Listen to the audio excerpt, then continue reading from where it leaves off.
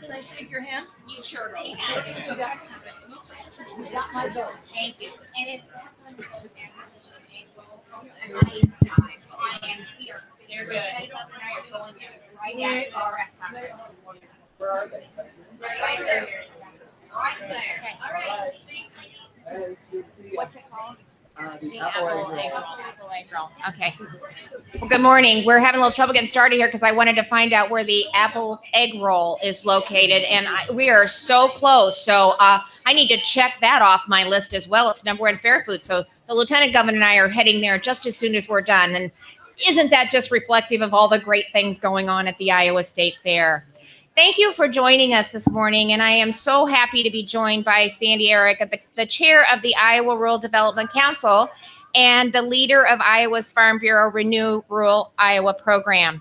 Thank you, Sandy, for being here with us today, and I just want to thank you for your partnership on this endeavor.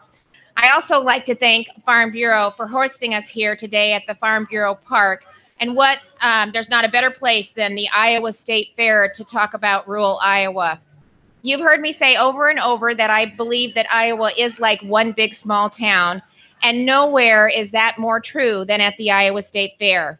So many of those small towns find themselves here with us at the Iowa State Fair. We're constantly bumping into old friends from distant parts of the state and making new ones, all while having the opportunity to celebrate our rich rural heritage. You know, as a product of rural Iowa myself, it's a passion of mine and the Lieutenant Governor's to preserve and celebrate that heritage. And last month, I signed my third executive order creating the Governor's Empower Rural Iowa initiative to do just that. In announcing the efforts, I invited Iowans to apply for the membership on 3 of the task forces: investing in rural Iowa, growing in rural Iowa, and connecting rural Iowa.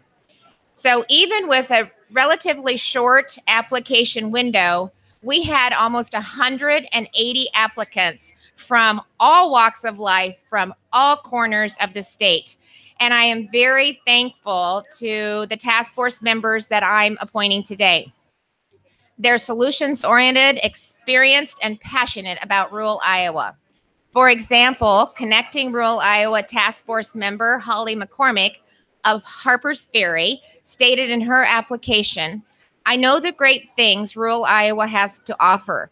I know we can be even better, and I feel it in my heart to help move this initiative along. I see rural Iowa through many lenses: a professional, a mother, an agricultural producer, a young woman, and perhaps most importantly, someone who intends to live their entire life here." Connecting Rural Iowa Task Force member Donna Larson of Otobote said, "By combining creative thinking, technology, and some good old-fashioned hard work, revival in our small towns and rural communities is not only possible, it's actually happening. From farming and agriculture to amazing restaurants, vintage markets, and even tech startups. People are thinking outside of the box, they're taking risk, and they're bringing life back into hometowns and to small communities we love."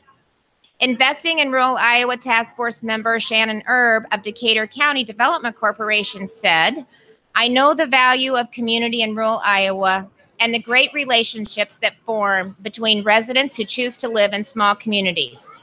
I also know the struggles. Despite our hardships, I'm working with many businesses and organizations to positively affect the future of all our rural communities. I take my job very seriously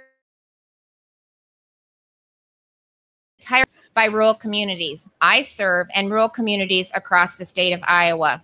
And that is just small amazing that we heard from individuals that we'll have working on this effort and the kind of passion that we're seeing. We've also selected an executive committee to collect concepts, generate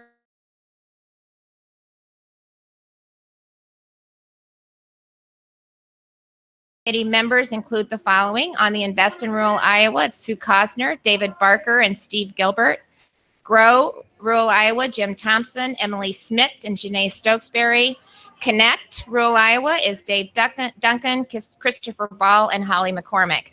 And so while we are excited and encouraged by the extreme amount of interest in this initiative, of course, it meant that there were difficult choices that had to be made, and there were some really extremely qualified people who we weren't able to accommodate. But here is the really good news. To those who applied and others in the public who may be interested, we want you to know that we still value your ideas, and we want you to participate. So there will be opportunities for you to participate in the ideas summits that will be held across the state. And for more information on how you can get involved, it is my honor and pleasure to turn it over to the Lieutenant Governor, who will be the co-chair of the Governors Empower Rural Iowa Initiative with Sandy. Lieutenant Governor? Well, thank you, Governor, and thank you all for being here. And Governor, thank you again for making rural Iowa a priority for this administration. As you may remember, the Governor has asked each task force to tackle a specific issue this fall. The Investing in Rural Iowa Task Force will seek to address the housing shortage we face in rural Iowa. The Growing Rural Iowa Task Force will examine how we can encourage leadership and strategic planning in our small communities. And the Connecting Rural Iowa Task Force will consider ideas on how to finance broadband connectivity. With the Governor's appointments to the task forces today, our work can begin in earnest. We'll start with idea summits, which will be meetings of each task force in locations throughout rural Iowa. We'll be asking task force members to come to the meeting with a written, concrete idea on how we can address the topic at hand. The Governor said she was looking for solutions-oriented Iowans. Well, we found them, and now we're going to get to work. The Governor mentioned that there are ways for the public to get involved, even if they're not on the task forces. Here's how. First, the public is invited to attend the idea summits, and we intend to have public comment time for Iowans to provide their ideas. Second, Iowans who can't make it to the idea summits can submit ideas online. You can find the Governor's Empower Rural Iowa initiative through the Governor's Office website, or you can navigate there directly by going to www.iowa.gov/rural. On that website, you'll also be able to find more information on the task force members, meeting information, news, and other information about the work of the initiative. Third, you can engage with us on social media. You can find the initiative on Twitter at @EmpowerRuralIA and on Facebook at facebook.com/EmpowerRuralIowa. We look forward to engaging with Iowans as we work to empower rural Iowa all across this state. And at this time, I'd like to turn it over to the co-chair of this initiative, Sandy Ehrig. Sandy. Well, my brief message is really just one of gratitude. First of all, I want to thank the Governor and Lieutenant Governor for choosing Farm Bureau Park as we're celebrating 100 years of the kind of work that we're talking about here today, promoting rural vitality. And we know that can't stop with the past 100 years. We're certainly looking forward and excited about all this new work and effort that's going on. Well, I have to take this opportunity. I'm here today because I work with Renew Rural Iowa, and it's our day at the fair. So I'm going to take just a second and brag about that because it really is an extension of this rural development work that we talk about. Our purpose with that program is how can we help increase the overall value of new companies and existing companies and help them grow, which of course results in new community investment. So please stop by. My colleagues are here in matching shirts, so look for them. You know you're at the fair when you hear Plinko beside you. So we're here today. We have VentureNet Iowa with us, and we're also showcasing a couple of those new innovative companies. So you'll want to stop by and chat with us. Well, continuing in my theme of thank yous, I want to thank the Governor and Lieutenant Governor certainly for selecting the Iowa Rural Development Council as the partner organization to work on this new Empower Rural Iowa effort. Thanks to the leaders, we have a number of Rural Development Council members that I would like them to wave at this time so you can see the kind of folks, the quality of participation that we have. Our executive director was able to join us today. Bill Menner is here somewhere. Bill's waving in the back. And Rand Fisher is our vice chair, Iowa Area Development Group. And then that leadership team is, you've heard a few of their names and you'll learn more in a press release coming out later.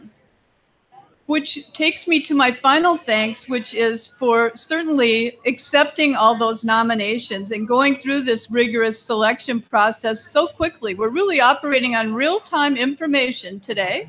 As I tell you about these task force meetings, the first one will be September 6th, will be in Holstein, and our theme there will be the Connect issue that we'll be addressing. The following day, we're going to cross the state and we'll be in Mount Pleasant on the 7th. And that theme will be the Grow in that task force discussion. And then a little bit later, on the 14th, I guess just a week later, we'll be in Earlham. So we will be talking about the things that have to do with invest and housing. Thanks also to all the folks that applied. You know, it does just show the great spirit of Iowans to help improve our rural places. And we need everybody. It takes all of us as we work together to empower rural Iowa. Thank you. Thank you so much. Enjoy your day at the state fair. There's a lot of the task force members here. And if you want to get engaged, please find us and find out a way that you can participate in the idea summits that we'll be holding all across the state of Iowa. So thank you so much. Have a great day.